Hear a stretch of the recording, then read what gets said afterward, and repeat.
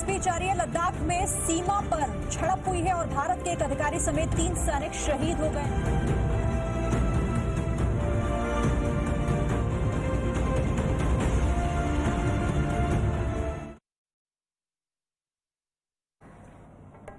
बिस्मिल्लाहिर्रहमानिर्रहीम, अस्सलाम वालेकुम। मैं हूं आयशा एहतिशाम। मोदी का हिंदू इंतहा पसंदी का इश्तियाल अंगेज बयानिया बुरी तरह से इस वक्त फंसा हुआ दिखाई दे रहा है। वो मोदी जो अपनी छाती के इंच गिनवाता नहीं थकता था, लद्दाख की सरहद पर चीन के सामने अब छाती की बजाय पीठ कर रहा है। चीन ने एक बार फिर से मोदी सरकार को बुरी तरह से पिछाड़ा है। पिछले एक महीने में न सिर्फ मोदी का भारत अपनी सरहदी पोजीशन गंवा चुका है, बल्कि ये दूसरी बार है कि भारतीय फौज को रुसवाई का सामना करना पड़ा है। भारतीय फौज के कर्नल समेत 2 फौजी गुलवान की वादी में चीन की फौज के हाथों हलाक हो चुके। बल्कि खबर यह भी आ रही थी कि बड़ी तादाद में भारतीय फौज के अफसरान जो हैं, उन समेत फौजी भी चीन की कैद में हैं और ऐसी सूरत हाल आमतौर पर इस सरहद पर नहीं हुआ करती। और इस सरहद को लाइन ऑफ एक्चुअल कंट्रोल भी इसीलिए कहा जाता है कि चीन और भारत जो है वो आपस में सरहदी तनाजात में कभी नहीं उलझ रहे थे। तमाम अब मोदी की भारत ने अपनी खारजा पॉलिसी को मुकम्मल तौर पर तब्दील किया है, जिसके बाइस इस वक्त भारत के तमाम हमसाया ममालिक के साथ सूरत हाल जो है वो काफी कशीदा नजर आ रही है।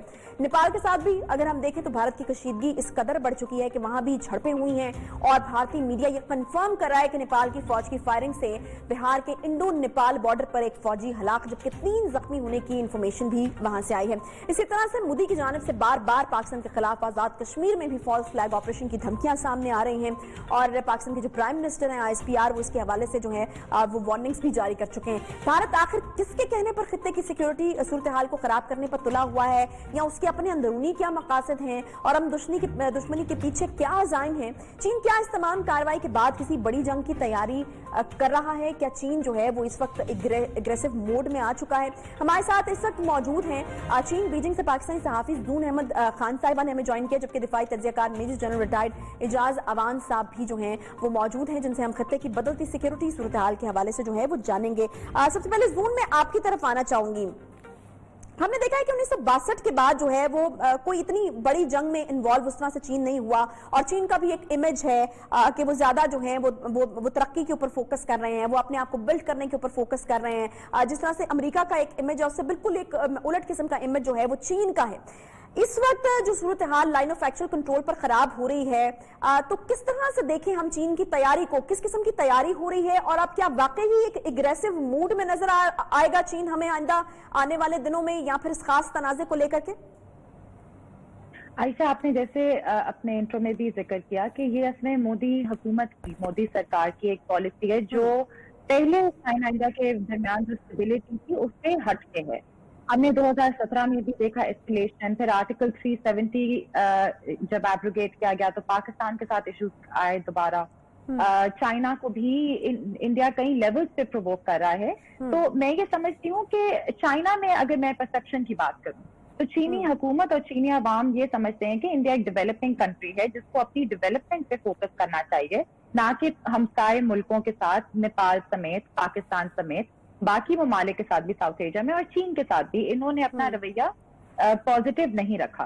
तो चाइना मैं नहीं समझती, चाइना में 5 साल से मैं हूँ, ये अग्रेसिव मुल्क है ही नहीं नेचर बाय नेचर। वो ये समझते हैं कि अमेरिका इंडिया को एक तरह से शेयर दे रहा है कि चाइना के साथ मुकाबला करें, जैसे इंडिया की इस वक्त ये स्टेटस है कि चाइना के साथ मुकाबला कर सकते हैं, लेकिन ये दुरुस्त नहीं है, सब ये लोग जानते हैं, डेवलपमेंट के हिसाब से भी, मिलिट्री कैपेबिलिटी के हिसाब से भी।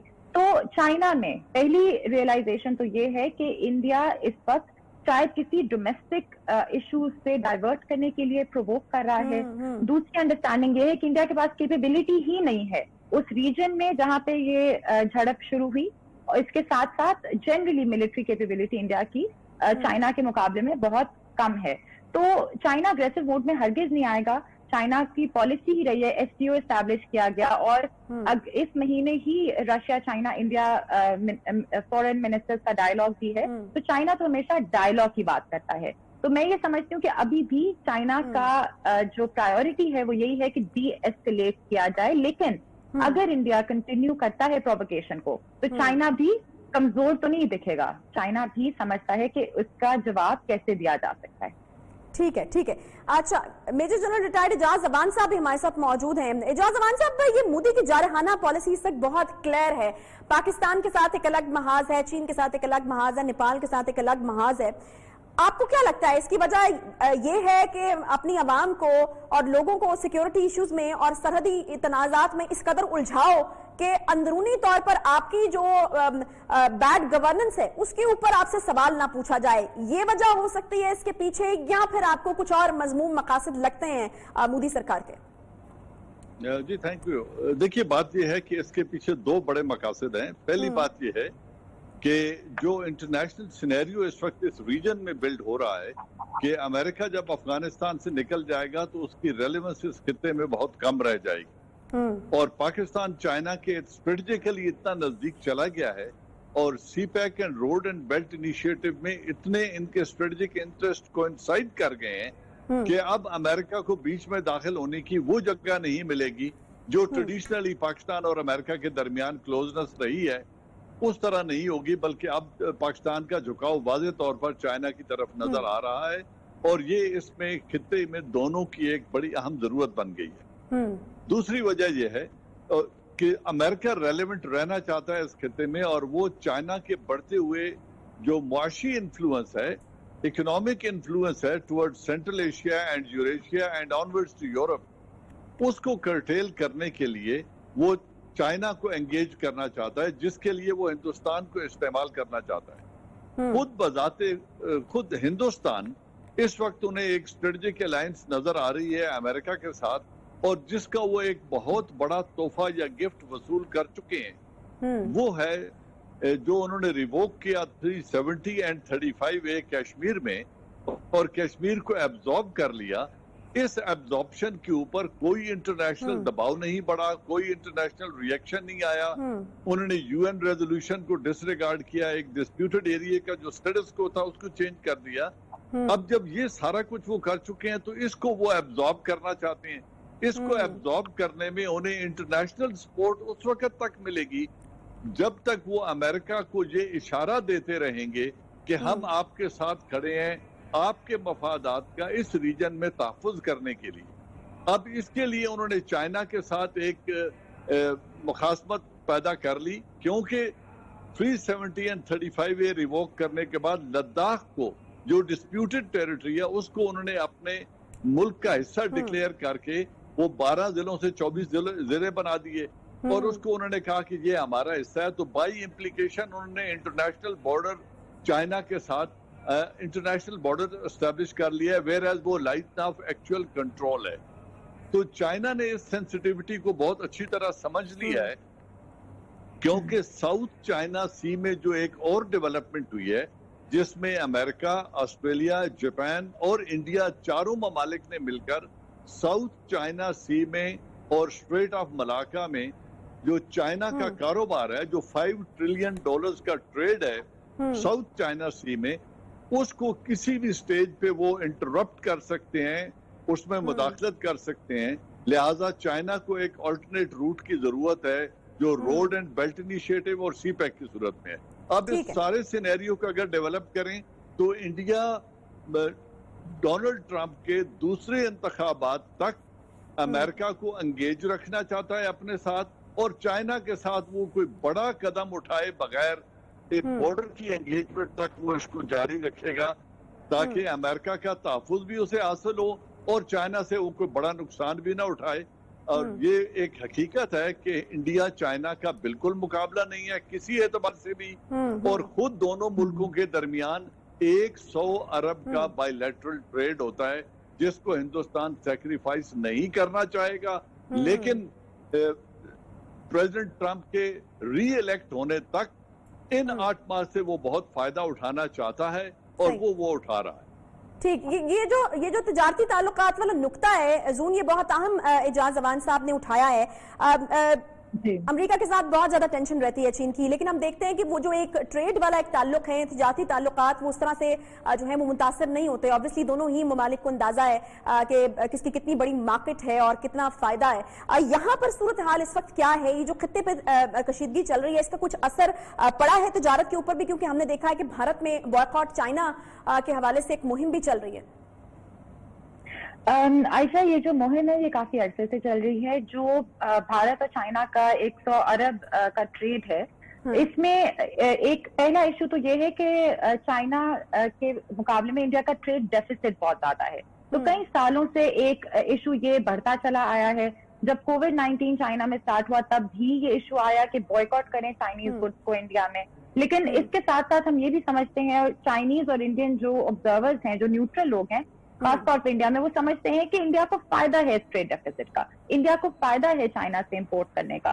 तो इंडिया का जो एक एटीट्यूड है वो चाइना की तरफ, जैसे अभी पहले भी अवान साहब ने जिक्र किया, उस एटीट्यूड की वजह एक बहुत बड़ी ये है कि वो एक तरह से बेनिफिट लेना चाह रहे हैं, यूएस सपोर्ट के थ्रू बेनिफिट लेना चाह रहे हैं। वो स्ट्रेटेजिकली अपने आप को मतलब they trying to punch above their weight basically. And इसमें ट्रेड का एक बहुत अहम किरदार है। लेकिन इसके साथ साथ मैं ये भी कहती चलूं कि ट्रेड की वजह से दोनों ममालिक ये भी समझते हैं कि ये जरूरी चीज है कि डी एस्केलेट करना दोनों के फायदे में है।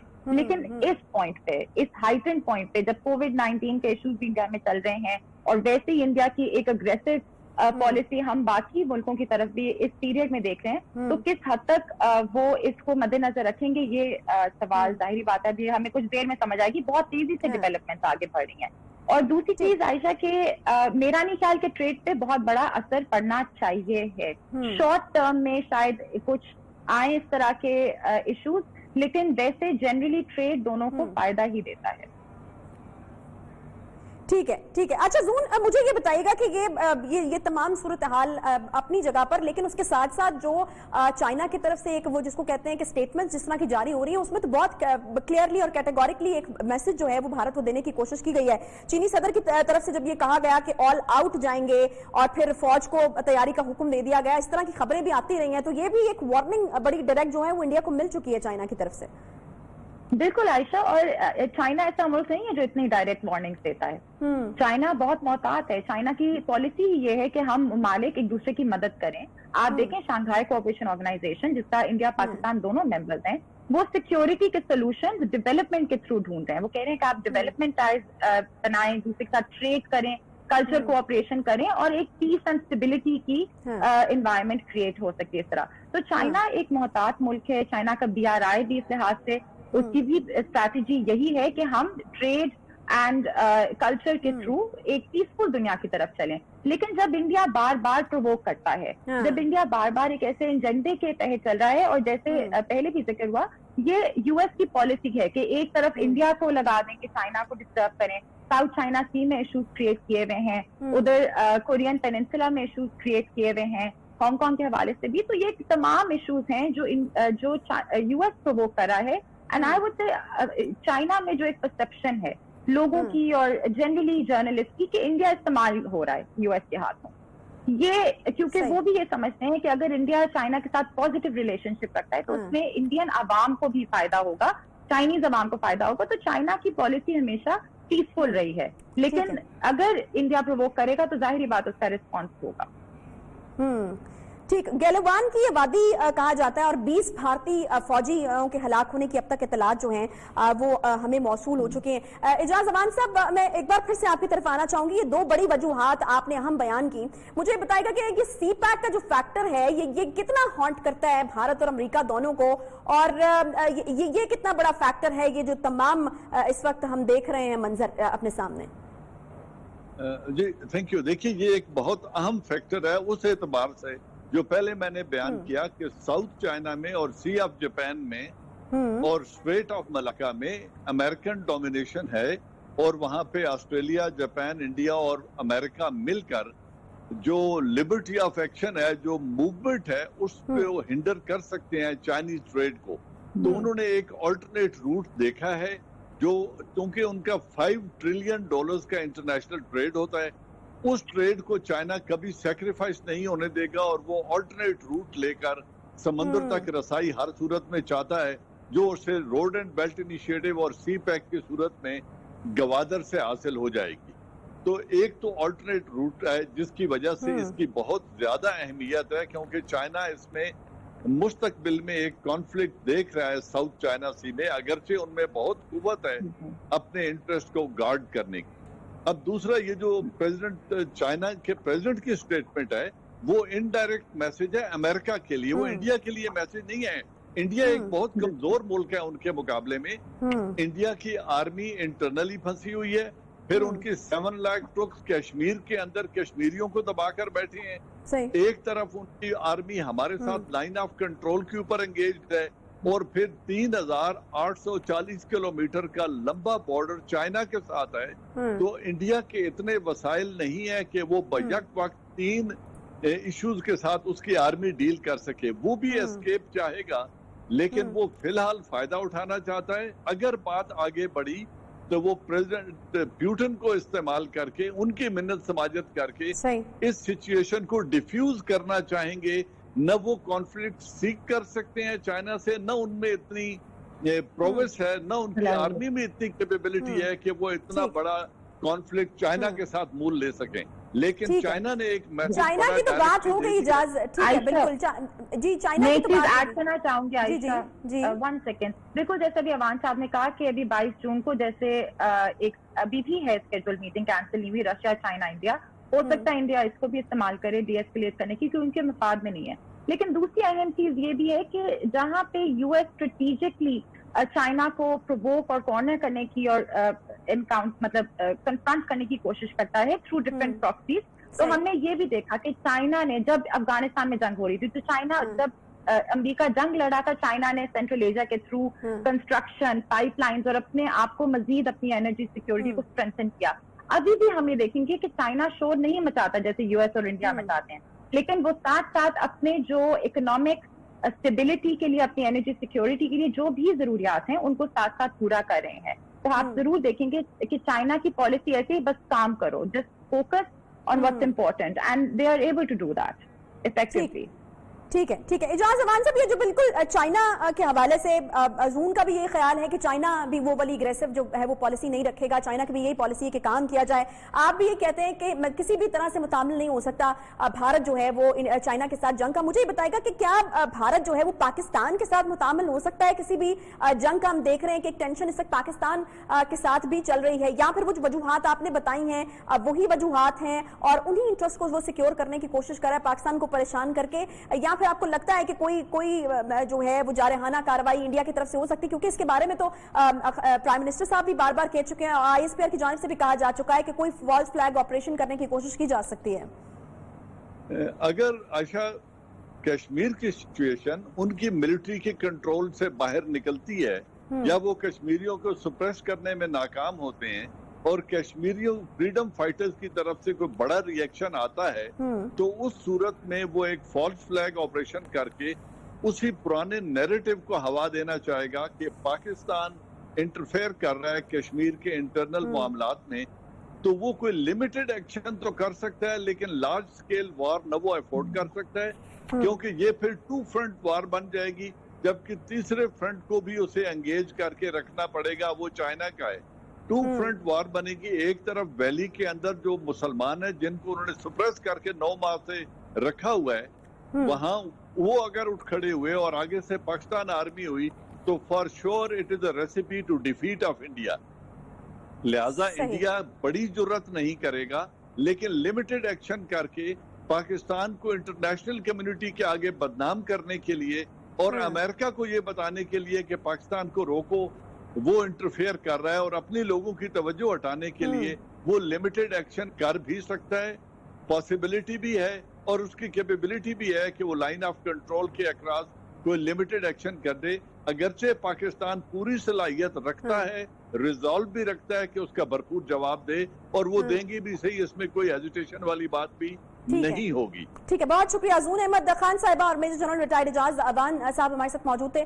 बहुत शुक्रिया आप दोनों की आमद का। और ये शुरू से ही भारत का वतीरा रहा है कि जब भारत में इलेक्शन होते हैं तो सरहदी तनाज़ा छेड़ लिया जाता है। जब भारत में कोई भी इंपॉर्टेंट काम होना होता है तो सरहद पर एक तनाज़ा या महाज खोलने की जरूरत जरूर पेश आती है, ताकि अंदरूनी जो चीजें हैं उनसे एक जो ध्यान है वो हट जाए। हमेशा ही हम ये देखते हैं कि हमेशा तभी पाकिस्तान और इंडिया के बीच में चीजें जो है वो खराब होती हैं जब इलेक्शन होता है। रहता है, फिर अब भी जिस तरह जो इंटरेस्ट वो सिक्योर करने की कोशिश कर रहा है, अमेरिका के साथ जो उसके मुफादात जुड़े हुए हैं उनको सिक्योर करने की जो वो कोशिश कर रहा है, उसकी वजह से जो सरहदी तनाज़ात हैं आजकल उनको इंडिया जो है वो खोल कर बैठा हुआ है। बहरहाल ये तो बहुत वाज़े कर दिया हमारे दोनों मेहमानों ने कि चीन के साथ जो है वो कोई मुकाबला बनता नहीं और शायद भारत जो है वो इतनी बड़ी बेवकूफ़ी करेगा भी नहीं, लेकिन पाकिस्तान को जिस तरीके से वो नुकसान पहुंचाने की कोशिश करता रहता है और इंटरनेशनली एक प्रोपेगेंडा करता रहता है, उस पर जो अमल है वहां से शायद जारी रहेगा। एक छोटा सा ब्रेक लेते हैं, ब्रेक के बाद वापस आते हैं, साथ रहिए।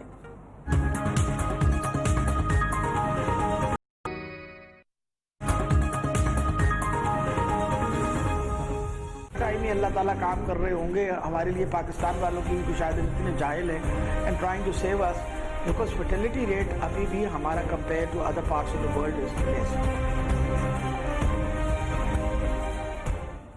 इंतहाई मायूस कुन किस्म का रवैया। डॉक्टर यास्मीन राशिद लाहौरी हैं, इमरान खान लाहौरी हैं और पीटीआई का हकीकी जन्म अगर मैं कहूं कि लाहौर में ही हुआ था, जब मीनार पाकिस्तान पर 30 अक्टूबर का आज से 9 बरस पहले एक बड़ा जलसा हुआ, जिसके बाद ये कहा गया कि आज पाकिस्तान में 2 पार्टी निजाम जो है वो दफन हो गया। अब तीसरी सियासी कुव्वत पाकिस्तान में मुतहरिक हो चुकी है। लेकिन आज जिस लाहौर ने पीटीआई को बड़ी सियासी ताकत बनाया, जिसने पंजाब ही नहीं वफाक में भी हुकूमत दी, उसी लाहौर के जिंदा दिलाने लाहौर का दिल डॉक्टर यास्मीन राशिद ने दुखा दिया है।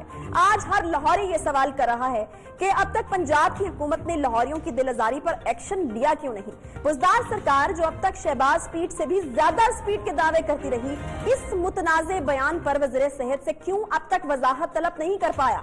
आज मैं पंजाब की हुकूमत को इस जलसे की झलकियां दिखाती हूं। जब इमरान खान ने लाहौरियों को पुकारा तो लाहौरी किस तरह से गर्म जोशी के साथ उनकी तरफ लपके, किस तरह लाहौरियों ने कप्तान की पुकार पर लब्बैक कहा था। मीनारे पाकिस्तान में अल्लाह ने हमारी आवाज सुन ली है, लेकिन लाहौरियों,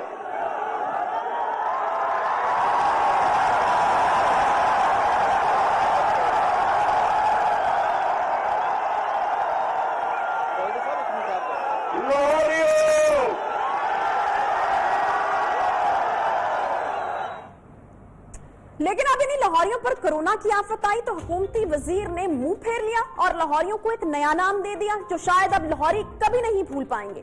मैं डॉक्टर यास्मीन राशिद को दिखाना चाहूंगी कि लाहौरी किस तरह से कप्तान के गिले और शिकवे पर भी लाड करते रहे हैं।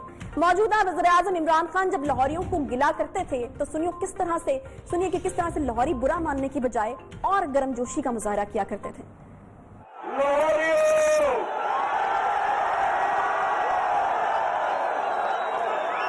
मुझे आपसे एक बहुत बड़ा गिला है,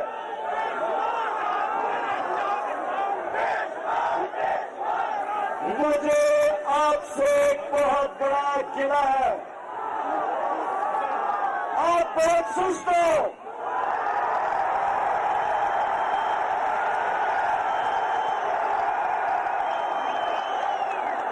आपको जगाने में बड़ी देर लगती है। ये वही लाहौरी हैं जिन्होंने 1965 की जंग में भारत को छठी का दूध याद दिला दिया था। लेकिन अब पीटीआई की हुकूमत ने जाहिल कह रही है। क्या डॉक्टर यास्मीन राशिद की खुद की परफॉर्मेंस ऐसी है कि वो ऐसे बयान दे सके? उनकी सेहत के शोबे में अब तक की कारकर्दगी रही कैसी? बात करेंगे सबसे पहले सेहत के शोबे और खास तौर पर लाहौर को इंतहाई करीब से देखने वाले हमारे डिप्टी ब्यूरो चीफ मियां नवीद साहब हमारे साथ मौजूद हैं। बहुत शुक्रिया मियां साहब। मुझे सिर्फ डॉक्टर यास्मीन राशिद की अब तक की परफॉर्मेंस के हवाले से बता दीजिएगा कि वो कितनी बढ़िया है जो वो लाहौरियों को मुर्दे इल्जाम ठहरा रही हैं। आशा, एक तो इंतहाई गैर मुनासिब अल्फाज का इस्तेमाल किया गया। दूसरा ये मैं बता दूं कि उनका जो रवैया हर एक के साथ ऐसा ही है। अगर उनसे कोई क्वेश्चन पूछ लें वज़ीर आला के सामने प्रेस कॉन्फ्रेंस में तो वो सहाफ़ी के साथ बदतमीज़ी और गलीज़ अल्फाज इस्तेमाल करती हैं। इसी तरह अगर किसी डॉक्टर्स को भी यही शिकवा है और जो उसके अपने PMA के साथी हैं जो हमेशा उसके साथ रहे उनको भी यही शिकवा है। अब उनकी कारकर्दगी पर बात कर लेते हैं। कारकर्दगी उनकी ये है कि मैं पिछले बजट की बात करूंगा, जो तरक्याती बजट रखा गया था उसका 53% इस्तेमाल नहीं किया गया था, और इस मरतबा फिर वही बजट, तरक्याती बजट, बड़े प्रोजेक्ट जो हैं लाहौर में या लाहौर से बाहर बड़े मनसूबे जो अल्तवा का शिकार है वो मुकम्मल नहीं किए जा सके। और बदकिस्मती से मैंने इसको कंपैरिजन भी किया है कि नून लीग के दौर में दोनों महकमों का प्राइमरी सेक्रेटरी का कितना बजट रखा गया था और इसमें कितना रखा गया था, तो मौजूदा दौर में 17 अरब कम रखे गए हैं। अब सूरत की जो सरकारी अस्पतालों की सूरत हाल, एक तो ये है कि उसने पूरे सिस्टम को वजीर सेहत ने अपने अंडर रखा हुआ है, हालांकि 2 वजीर होने चाहिए, और इस हवाले से अपने खबरें भी सुनिए कि 2 वजीर लगाए जाएंगे, शायद एक और वजीर का भी कुछ दिनों बाद ऐलान किया जाए, ये मुतवक्के तौर पर अब कन्फर्म नहीं है। मैं ये आपको बता दूं कि वजीर आज़म पाकिस्तान के सामने बड़ी तहम्मुल मिजाजी के साथ, बड़े अच्छे लहजे के साथ वजीर सेहत पंजाब डॉक्टर यास्मीन राशिद ने झूठ बोला कि हमारे पास जो है वो लाहौर में 63 जो है वेंटिलेटर खाली पड़े हैं, और पंजाब की अगर बात करें तो पंजाब में 347 के करीब वेंटिलेटर सरकारी अस्पतालों में खाली पड़े हैं। वो बिल्कुल फेक और जाली डाटा उन्होंने वजीर आज़म पाकिस्तान के सामने कौम को बताया। लाहौर के 16 अस्पतालों की अगर बात करें तो सरकारी दादोशुमार है जो गवर्नमेंट ने, इन्होंने महकमा सेहत ने और इन्होंने जारी किया है, इसमें सिर्फ जो 22 वेंटिलेटर है लाहौर के 16 अस्पतालों में खाली पड़े हैं। और मैं साथ ये भी बता दूं कि इन्होंने आज फिर ये कहा है कि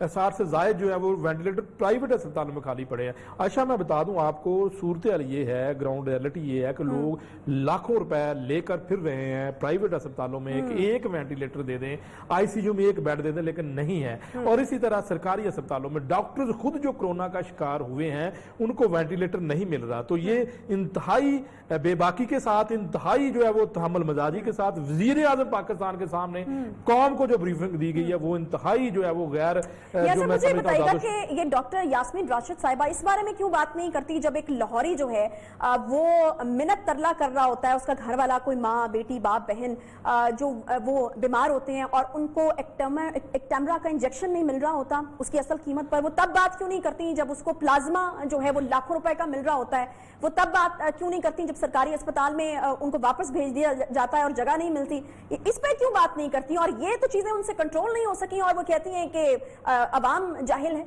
अच्छा, वो ना हमेशा से उन्होंने पहली बार नहीं, उन्होंने हमेशा झूठ बोला है और झूठ बोलकर जो है वो अपनी कारकर्दगी को साबित करने की कोशिश की कि मैंने बहुत काम किया।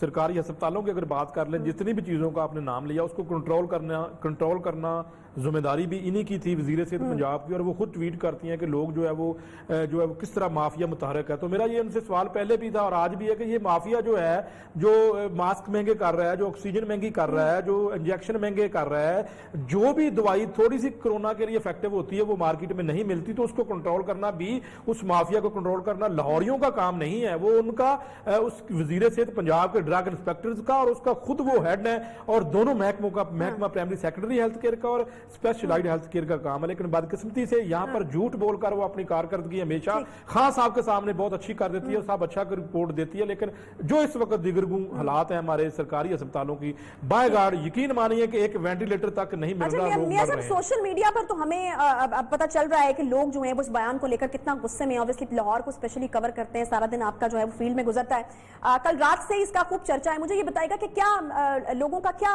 रद्द अमल है इस बयान के ऊपर वज़ीर सेहत? देखिए जी, लोगों ने ये कहा कि हमने जो है वो इस पार्टी को बड़े प्यार से, मोहब्बत से, खान साहब को जिस तरह जलसा आपने दिखाया, किस तरह वो लोग इकट्ठे हुए, और यास्मीन राशिद इलेक्शन जरूर आ रही है लाहौर से, लेकिन उसी हल्के से काफी बड़ी तादाद में इसने वोट लिया। वो सारे लोग नाला है, पहले भी नाला थे ये, क्योंकि बात ही नहीं सुनती। इन्होंने अपना जो दफ्तर है जहां पे ये मरीजों को चेक करती हैं, वहां पे ही जो है वो सेक्रेटरी को बुलाती हैं, वहां पर ही जो है वो कोई अगर बेचारा जाता है तो उसकी बात, यहां तक ये अल्फाज मैंने लोगों से सुने कि वजह है ना, बहुत शुक्रिया मियां नवीद साहब, उसकी वजह है जब वो कहती हैं कि कौम ही जाहिल है तो फिर वो अपना वक्त क्यों जाया करें। आप लोगों की बात सुन के, हमारी बात सुन के।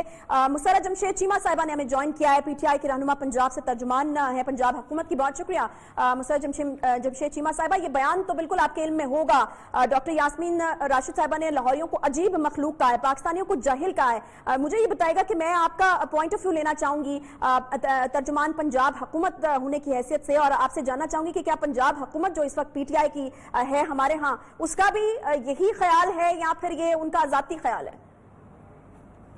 बिस्मिल्लाहिर्रहमानिर्रहीम। बहुत शुक्रिया आयशा अपने प्रोग्राम में इनवाइट करने के लिए।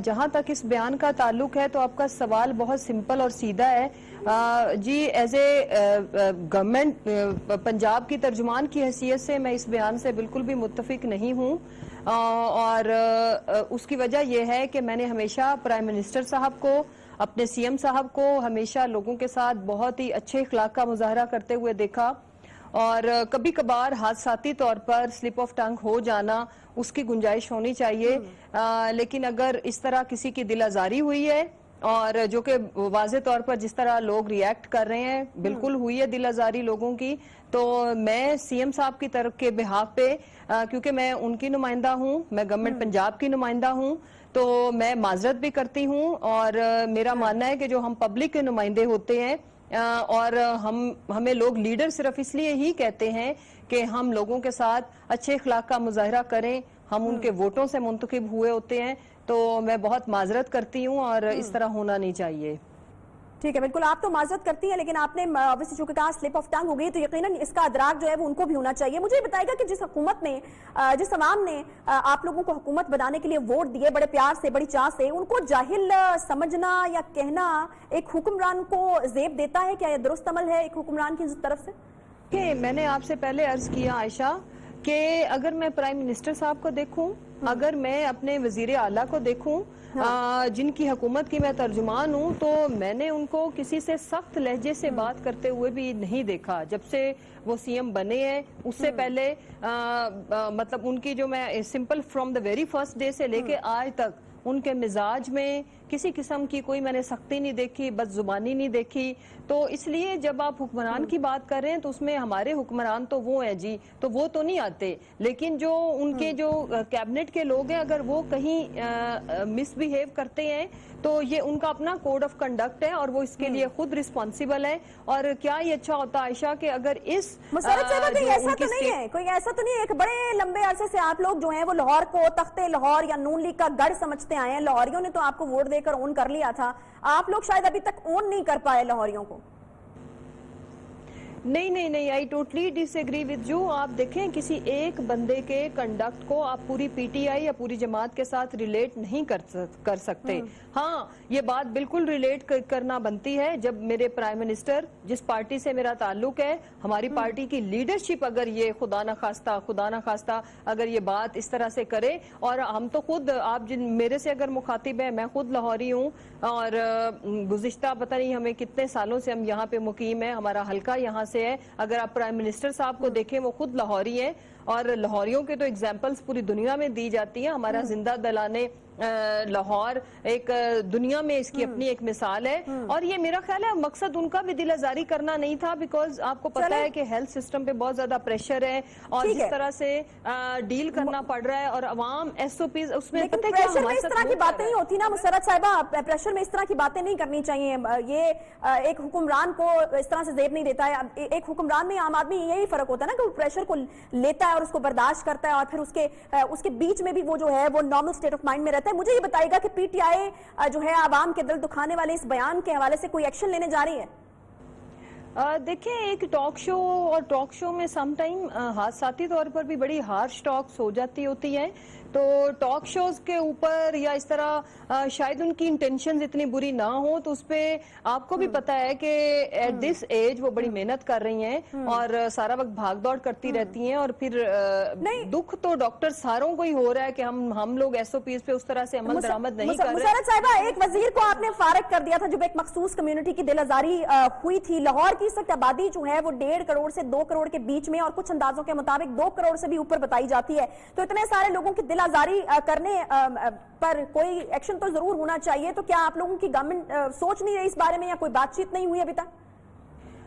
دیکھیں میں تو تمام جتنے بھی چاہے وہ اپوزیشن کے نمائندے ہیں، میں آپ سے ایک بات بڑے دل کی اپنی بات کرنے لگی ہوں، اور چاہے ہم حکومتی جماعت کے جو نمائندے ہیں یا جو پورٹ فولیوز رکھتے ہیں، منسٹرز ہیں، میری ان سے اپیل ہے کہ خدا را ہم لوگ جب بھی عوام سے مخاطب ہوں یا کسی بھی طبقے سے مخاطب ہوں، ہمیں سوچ سمجھ کے ناپ تول کے الفاظ کا استعمال کرنا چاہیے۔ ہم پبلک کے نمائندے ہیں، اور ہم یہ افورڈ نہیں کرتے. ایک عام آدمی یہ بول سکتا ہے, یہ لگژری اگر اس کو سمجھا جاتا ہے اس طرح کی زبان استعمال کرنے کو, تو یہ ہمیں یہ لبرٹی حاصل نہیں ہے. ہم یہ چیزیں نہیں متحمل ہو سکتے کرنے کے, تو اس لیے ہم لوگ جب بھی عوام سے مخاطب ہوں تو اس کے لیے ہمیں اپنے الفاظ کا چناؤ بالکل سوچ سمجھ کے کرنا چاہیے کہ بعد میں پھر ہمیں معذرت نہ کرنی پڑ جائے.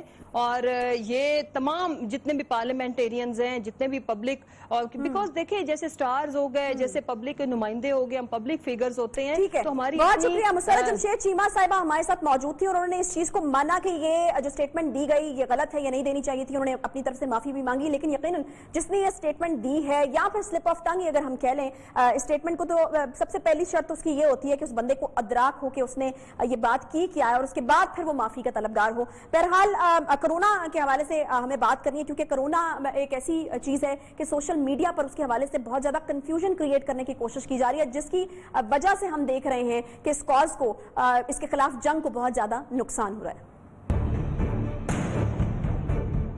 ہاسپٹل جو بھی جاتا ہے وہ سلامت واپس ہرگز نہیں آتا. خدا کا واسطہ ہے, خدا کا ہاسپٹل کوئی بیماری لے کے نہ جائے. میں ابھی ڈیوٹی کر کے آ رہی ہوں اور وہاں 6 پیشنٹس کو انجیکشن لگا کے مار کے کورونا کی لسٹ میں ڈال دیا گیا ہے. درخواست ہے کہ خدا را ہاسپٹل ہرگز نہ جائیں.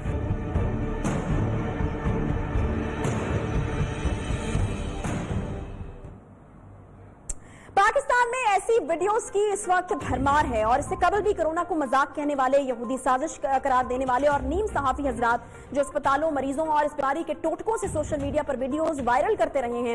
ہمارے ہاں لوگ کیوں اس طرح کی حرکات کر رہے ہیں, اور کیا ہمیں اس چیز کا کیوں ادراک نہیں ہوتا کہ اس طرح کی حرکتیں کرنے سے اور اپنی کسی مفاد کی خاطر ہم کرونا کے خلاف جو جنگ ہے اس کو کس قدر نقصان پہنچا رہے ہیں, انسانی زندگیوں کو کس حد تک خطرے میں ڈال رہے ہیں.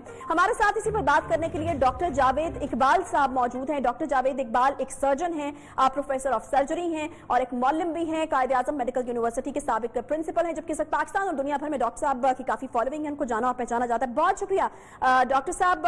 اس وقت لاکھوں سننے والے سوشل میڈیا پر بھی جو ہے وہ موجود ہیں, آپ کو سنتے ہیں, آپ کی وہاں پر بھی کافی فالوئنگ ہے.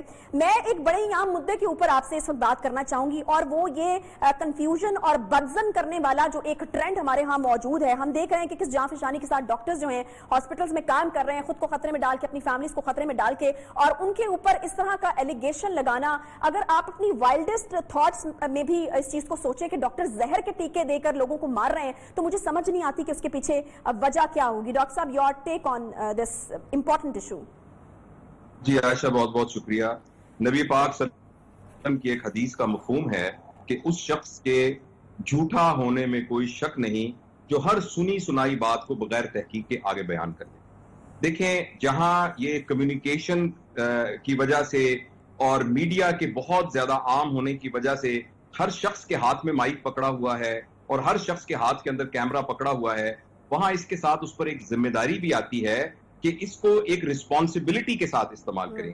دیکھیں, یہ جو لڑکی کی ویڈیو آپ نے ابھی دکھائی ہے, یہ ہمیں نہیں معلوم یہ لڑکی کون ہے. یہ لڑکی ڈاکٹر ہے, یہ لڑکی نرس ہے, اس نے بالکل اپنے آپ کو آئیڈینٹیفائی نہیں کیا. اب جب مجھے پتا چلا تھا کہ ہم نے اس موضوع پر بات کی, تو ابھی میرے واٹس ایپ کے اوپر کسی نے یہ ویڈیو اس کامنٹ کے ساتھ بھیجی ہے کہ یہ لڑکی کہیں کام نہیں کرتی بلکہ یہ کسی ریسٹورنٹ کے اندر کام کرتی ہے, اور اس نے ایسے سنسنی پھیلانے کے لیے اس طرح کی بات کی ہے.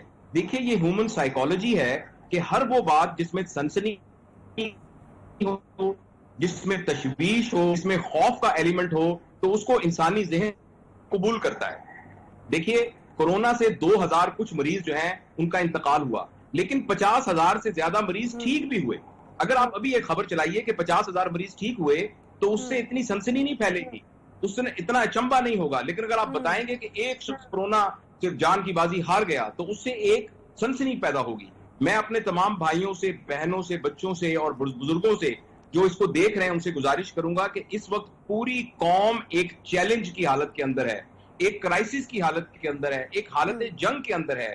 ایسے میں ہمیں افواہیں پھیلانے کی بجائے ہمیں تو یونائٹ ہونے کی ضرورت ہے, ہمیں تو اپنے ڈفرینسز کو دور کرنے کی ضرورت ہے. اور جو آپ نے بھی ڈاکٹروں کی بات کی, دیکھیے میرے اپنے بچے ڈاکٹر ہیں, اور ان میں سے 2 جو ہیں وہ کورونا کا شکار ہوئے اپنی ذمہ داری پوری کرتے ہوئے. جس وارڈ میں میرا بیٹا کام کر رہا ہے وہاں ایک وارڈ میں 10 ڈاکٹر بیچارے کورونا سے کا شکار ہوئے. ہمارا جو لیبر روم ہے, لیبر روم میں 10 لڑکیاں کورونا کا شکار ہوئی. تو جتنے لوگ کورونا کا شکار, جب اب جنگ لگتی ہے تو شہادتیں کس کی ہوتی ہیں؟ فوجیوں کی ہوتی ہیں نا, جو سامنے لڑ رہے ہوتے ہیں.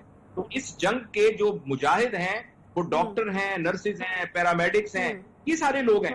تو یہ اپنی, جہاں ایک مریض کو کوئی ہاتھ لگانے کو تیار نہیں ہوتا, مردے کو دفنانے کو کوئی تیار نہیں ہوتا, وہاں یہ ڈاکٹر اور نرسز جہاں فشانی کے ساتھ کام کر رہے ہیں. ڈاکٹر صاحب یہ بالکل ایسے ہی ہے جیسے سرحدوں پر جب آپ کے محافظ گئے ہوں اور آپ ان کے اوپر غداری کا الزام لگا دیں, بالکل اسی قسم کا الزام جو ہے وہ ہم دیکھ رہے ہیں کہ ہمارے ڈاکٹرز کے اوپر اس وقت جو ہے وہ لگایا جا رہا ہے. آخر کیوں ہمیں اس چیز کا ادراک نہیں ہوتا کہ آپ لوگوں کا تو یہ پتہ نہیں وہ خود کو پاپولر کرنے کے لیے, اپنی ویڈیوز وائرل کرنے کے لیے, یا اس کے پیچھے اللہ جانے کیا مقاصد ہوتے ہیں, لیکن ہمیں کیوں اس چیز کا ادراک نہیں ہوتا کہ انسانی زندگیوں کو ہم خطرے میں ڈال رہے ہیں. لوگ جب اس طرح کی ویڈیوز سنتے ہیں اور جو لوگ اس کے اوپر یقین بھی کر لیتے ہیں, وہ اپنے مریض کو بری سے بری حالت میں بھی کوشش کرتے ہیں کہ گھر میں رکھیں, اور گھر پر رکھ کر جو ہے وہ مریض جو ہے وہ زندگی کی بازی ہار جاتا ہے.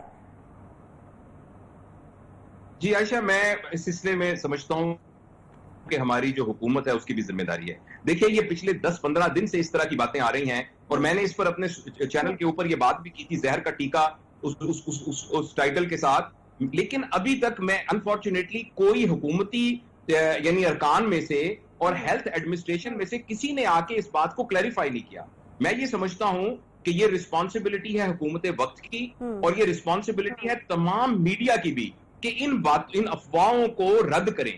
دیکھیے نا, آپ لوگ ماشاءاللہ عقاب کی نظر رکھتے ہیں, جتنے چینلز ہیں, ذرا سی کوئی بات ہوتی ہے تو وہ آپ کی نظروں سے نہیں چھپ سکتی. ذرا یہ لوگوں کو سمجھنے کی ضرورت ہے کہ کیا ایسا ممکن ہے کہ لاشوں کو کہیں باہر سمگل کر دیا جائے, وہ کس جہاز پر بھیجی جا رہی ہیں, وہ کس ذریعے سے بھیجی جا رہی ہیں, وہ زہر کا ٹیکہ کون سا ہے. پورے ہسپتال میں کوئی ذمہ دار آدمی نہیں ہوگا جس کا ضمیر ہوگا, جس کو یہ پتا ہوگا کہ زہر کا ٹیکہ لگ سکتا ہے. ایک اور ویڈیو اس وقت چل رہی ہے ہمارے, میری آپ سے گفتگو کے دوران ہی ٹی وی کے اوپر ایک ویڈیو چل رہی ہے. اس ویڈیو کے حوالے سے بھی اتنا فالس قسم کا پروپیگنڈا ہوا ہے جی, اور اس کو میو ہاسپٹل کی ویڈیو بتایا گیا, پھر کہا گیا جی یہ ویڈیو دیکھ لیں جی, مریضوں کا کیا حال ہے, سڑکوں پر پڑے ہوئے ہیں, اور اس طرح کی عجیب و غریب باتیں پھیلانے کی کوشش کی. حالانکہ ویڈیو جو ہے وہ سروسز اسپتال کی ہے, اس کے ایمرجنسی وارڈ میں آگ لگنے کا ایک واقعہ ہوتا ہے, اور اس کے بعد مریضوں کو تھوڑی دیر کے لیے باہر نکال دیا جاتا ہے کیونکہ سارے کورونا کے پیشنٹس تھے اور ان کو سانس کا مسئلہ ہو سکتا تھا, اس لیے ان کو باہر نکال دیا گیا. تو ڈاکٹر صاحب یہ اس طرح کی ویڈیوز بھی جو ہوتی ہیں وہ بھی ان کے اوپر بھی اس طرح کا جو فالس پروپیگنڈا ہے وہ کیا جاتا ہے. جی آپ صحیح کہہ رہی ہیں. دیکھیے ہمارے ہاں جو سائبر کرائم کا جو یونٹ ہے وہ بہت زیادہ سوفسٹیکیٹڈ ہے, اور ان کے پاس بہت ہائی ٹیک ٹیکنالوجی موجود ہے کہ وہ ٹریس کر سکتے ہیں کہ کون سی کال کہاں سے کی گئی اور کون سا کیا کیا گیا. ٹھیک ہے, بہت شکریہ ڈاکٹر صاحب. It is the high time کہ ہمارا جو سائبر ونگ ہے اس کو ایکٹیو ہونا چاہیے, اور اس طرح کی چیزوں کے اوپر جو ہے وہ ایکشن لینا چاہیے. اور بہت امپورٹنٹ بات جو ہے وہ ڈاکٹر صاحب نے کی, اور انہوں نے یہ کہا کہ حکومت کی طرف سے ایک بڑی انفارچونیٹ بات ہے کہ اس چیز کو کلیریفائی کرنے کے لیے کوئی اویئرنیس کیمپین نہیں چلی, کہ یہ جو سوشل میڈیا پر ویڈیوز آ رہی ہیں وہ جھوٹی ویڈیوز ہیں, اور ڈاکٹرز کوئی زہر کے ٹیکے نہیں لگا رہے, بلکہ ڈاکٹرز جو ہیں وہ بڑی جانفشانی کے ساتھ کام کر رہے ہیں. اس کے ساتھ ہی پروگرام کا وقت یہاں پر ختم ہوتا ہے. انشاءاللہ آپ سے ملاقات ہوگی کل. خیال رکھیے اپنا, اللہ حافظ.